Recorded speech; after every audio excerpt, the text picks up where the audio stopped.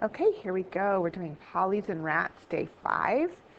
And so last lesson we talked about complex numbers, right? We can have all different forms of complex numbers. We note that down here with the negative 2i, that's really just 0 minus 2i, right? Our real number is 0. We don't write it that way. That's why we write it negative 2i.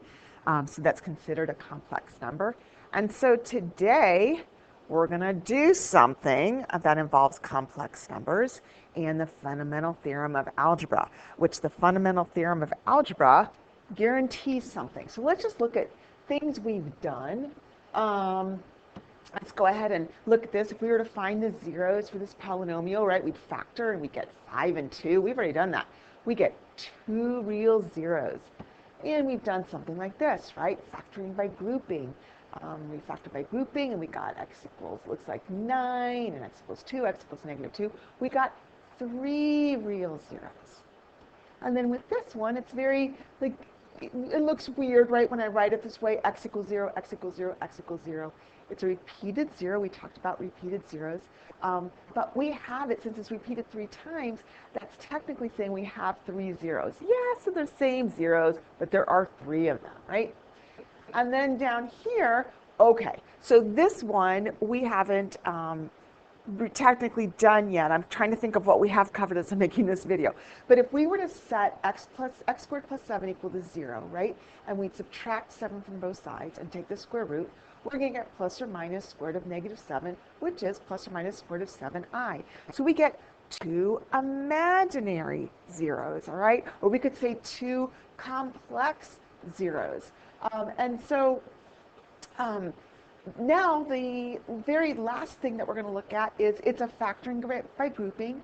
As we factor by grouping, we see that here we get what our x equals 3, and here this x squared plus 7 equals 0, right?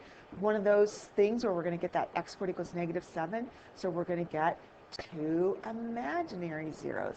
And so I want us to notice that, look, when our highest power was 2, we had 2 real zeros. When our highest power is 3, we had 3 real zeros. When our highest power is 3, we had 3 zeros that were repeated, but we're going to count that. Highest power of 2, this time we had 2 imaginary zeros, and highest power of 3, we had 1 real plus 2 imaginary, which means 3 imaginary. I'm sorry, 3 zeros. And I want to go back real quick. I want to go back before we do the big reveal of what the fundamental theorem of algebra is. I want to go back to a complex number. I could write 10. That's considered a complex number. So 10 plus 0i is really the complex number part. And so when I see 10, that's actually can be considered a complex number. So when we look at our zeros, even though I said imaginary, oh, now they're gone. Let's reveal them again. Okay, so here, even though we say 2 real zeros, 5 and 2 can also be considered complex numbers, right? Because 5 plus 0i, 2 plus 0i. Same thing. Here's what the fundamental theorem of algebra tells us. It says that basically we're guaranteed a certain amount of, and that is not moving so you can't even see, so we're guaranteed a certain amount of complex zeros. And those complex zeros are going to be equal to the highest exponent, right? So I'm not sure why the words aren't showing up correctly, but the fundamental theorem of algebra says, look, we're guaranteed a certain amount of complex zeros. So complex zeros mean complex numbers. And we saw real numbers can be written as complex. Imaginary numbers can be written as complex. So the highest exponent in our polynomial is going to tell us how many of these complex zeros that we're guaranteed. Now, am I ever going to ask you what's the fundamental theorem of algebra? No. We're just going to know that from here on out, like for this problem, we know when looking at this 4, we're like, we're going to be guaranteed 4 zeros, technically 4 complex zeros. So some of them may be real, some of them may be imaginary, all right? So when we're looking at this, let's go ahead and just jump right into problem number 1. This is the first problem that's on your notes. Let's pick up pretty color. And here we go. So this looks like a quadratic, right? But it's not. It's a quartic, right? The highest power is 4. Now let's go ahead and play the game. Let's pretend. We've done this before.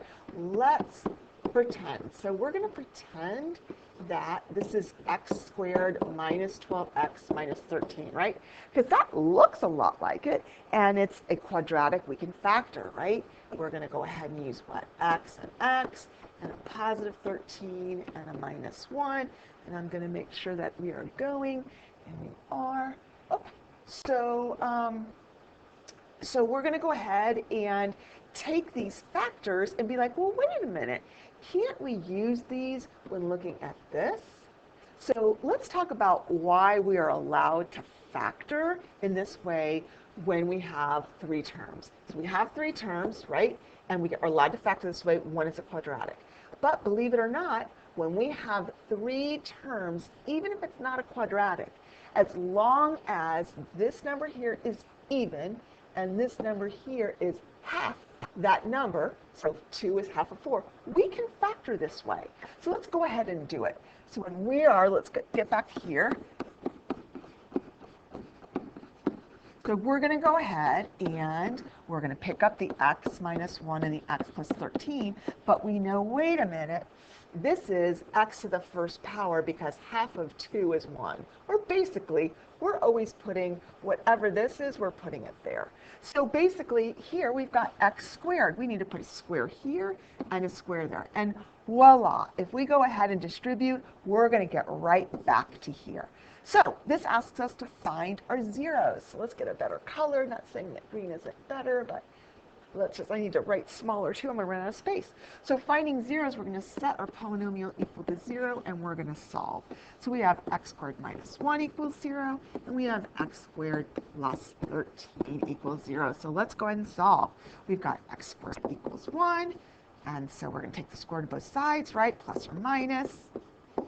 And of course, square root of 1 is just 1. So 2 zeros down and 2 more to go, right? Because we're guaranteed that, I'm checking on my time. I'm not sure why I'm still checking on it, but I am.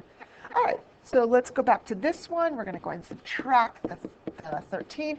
When we take the square root of both sides, right, we're going to have that square root of negative 13. And we learned last class, and really you learned it last year, right, that that's the square root of 13 times the square root of negative 1, which is I. So in this case, we knew we were going to have 4 zeros, and 2 of them were real. But once again, I could write 1 as a complex number, and 2 of them were imaginary, which are also. So we have 4 answers that are complex numbers.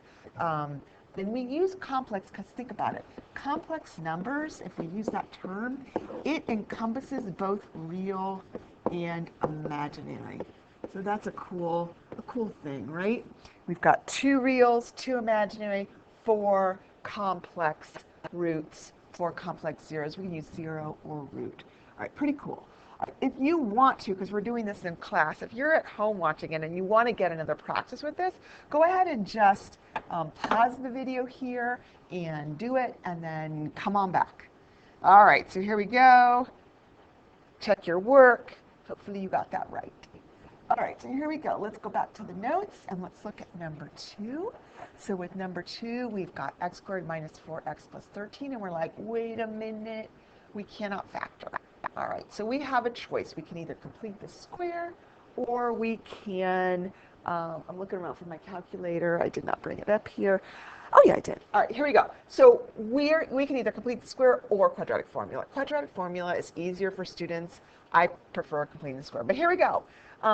Right, A is 1, B is negative 4, C is 13. Let's go ahead and sing and plug things in. Here we go. So x equals negative b. All right, b is already negative, so we're going to put a 4.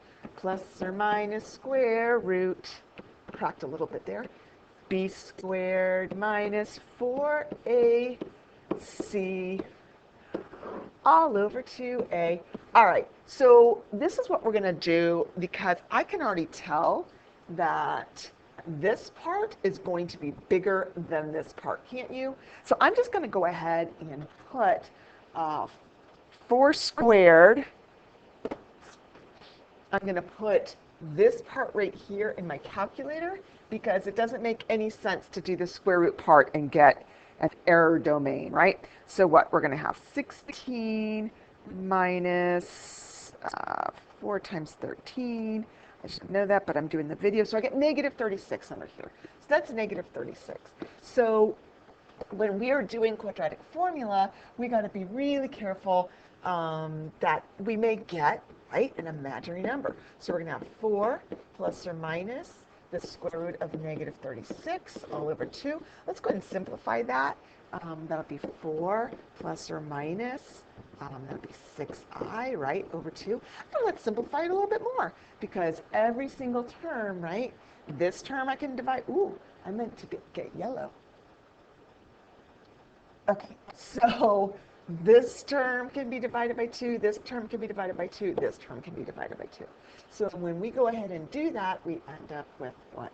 2 plus or minus 3i. So our highest power was 2. We ended up with 2 complex roots or 2 complex zeros. Pretty cool. Fundamental theorem of algebra guarantees that. All right, if we're in class, we're going to do the marker boards. If you're at home and you're watching this video, you can do this problem, pause, and then come back.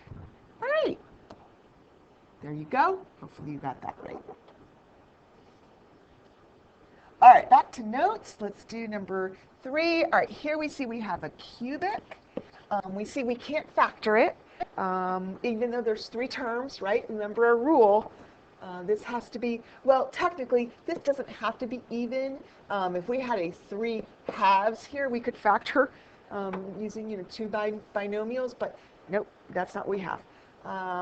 So we're looking at it, and we're kind of stumped, right? What are we going to do? We can't factor it. So we think about our P's and Q's that we've learned, right?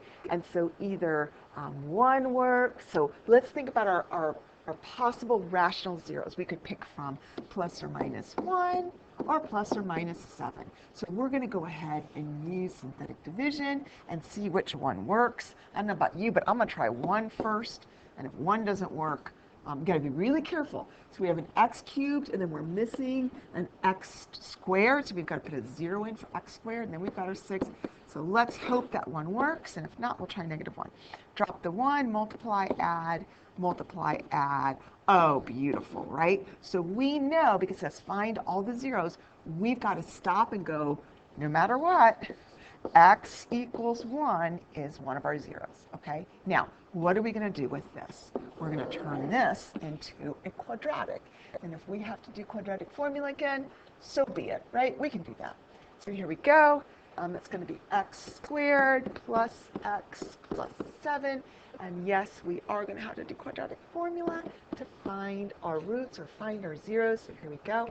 X equals negative b plus or minus square root b squared minus 4ac all over 2a. We didn't have to pick up our calculator, do we? All right, did I make a mistake while I was singing and writing at the same time? Nope, b is right, a is 1, b is 1, c is 7. Okay, so this is going to be what? Negative 1 plus or minus. We're going to have 1 minus 28, so it's going to be square root of negative 27. 27 all over 2. Let's simplify that. We'll have negative 1 plus or minus. We can get that square root of 9 times 3, so 3 root 3, and then, of course, my I all over 2.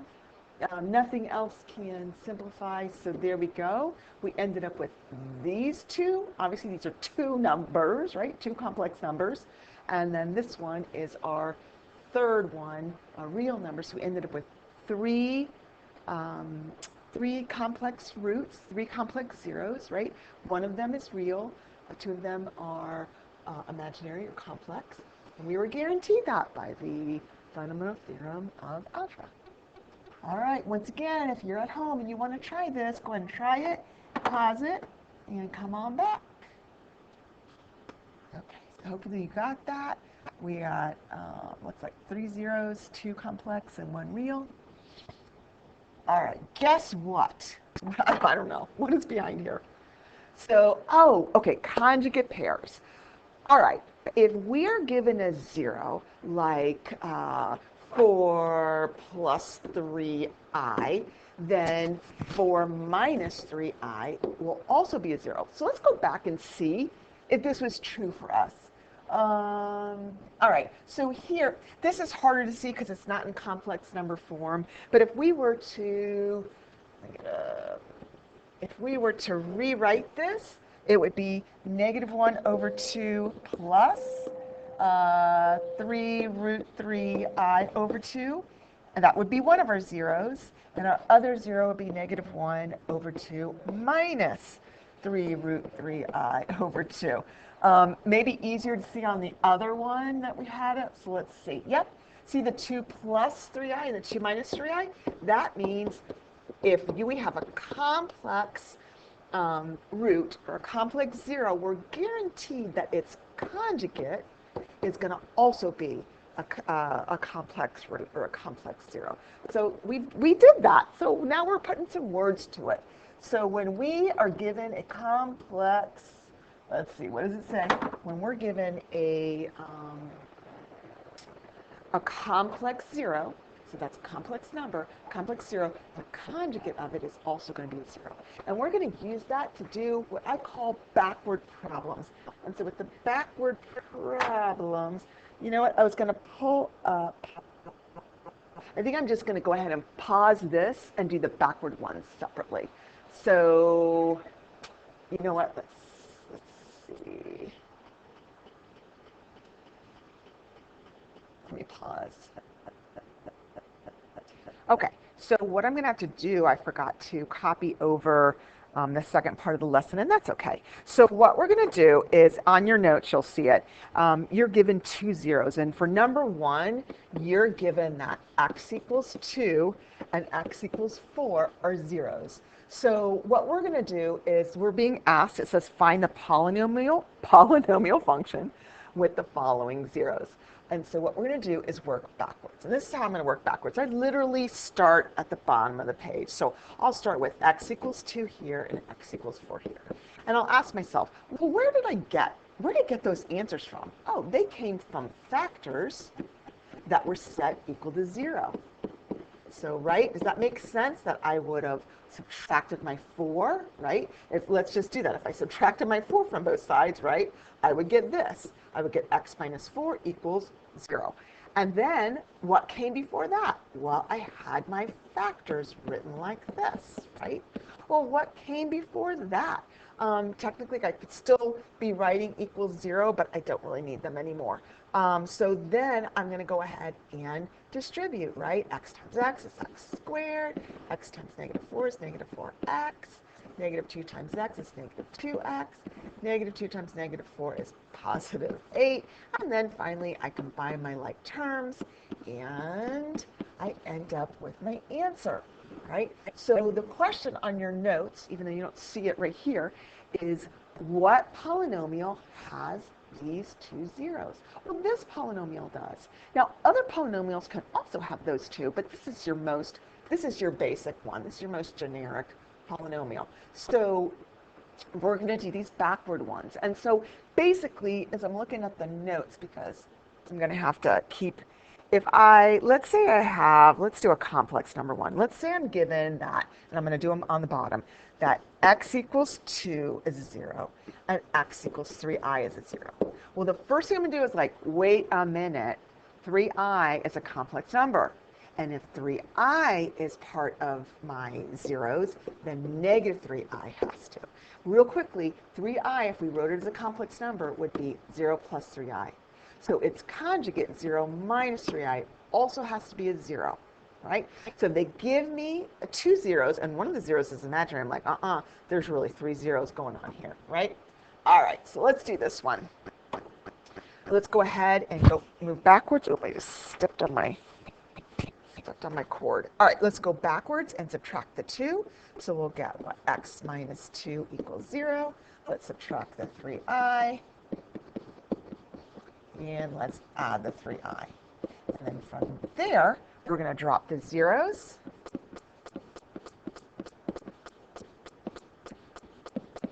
Now, we have three things to multiply. And it doesn't matter which ones you multiply first. I mean, you'll get the right answer, even if you pick the wrong two to multiply first. It's just going to be harder. We're always going to multiply our factors with the imaginary numbers first, right? All right, sounds good. So let's go ahead and do that. I'm going to go ahead and just do my distributive property, right? So we'll have x squared, and then, oh, we know we don't have to waste our time on outer and inner, right? Because, right, we do first, and then our outer and our inner are going to cancel out because they're conjugates, right? And that's what happens. We've learned that. Negative 3i times positive 3i is negative 9i squared. Now we're going to be really careful here because I squared is negative 1. So this is really x squared plus 9. All right, we good? Oh, and now we got to remember there's also an x minus 2 here. So now we have to go ahead and distribute again. So we'll distribute our x first. We'll get x cubed plus 9x, and then we'll distribute our minus 2 x squared minus 18. And then let's just put it in order. X cubed minus 2x squared plus 9x minus 18. I'm going fast, so hopefully I'm not making any mistakes. Okay, so this one, not as much as, I want to go back to this one. Let's see, oh, I also had to combine like terms. But the point is we're usually used to seeing a problem and then working down, right? In this case, we're given the answers, the roots, the zeros, and we're working up. So that's kind of cool. So that's the idea behind all of this, and we're going to be able to do this. All right, I will see you in class. Thanks for joining me.